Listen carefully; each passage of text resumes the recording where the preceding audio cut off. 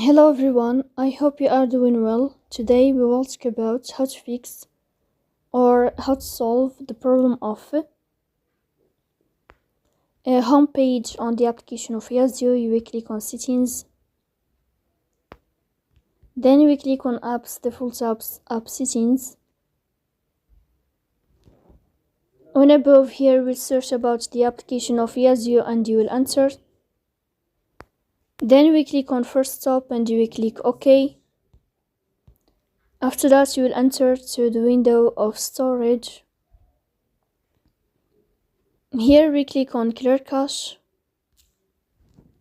Then you can turn on your airplane mode and you can turn off your airplane mode again to fix that problem.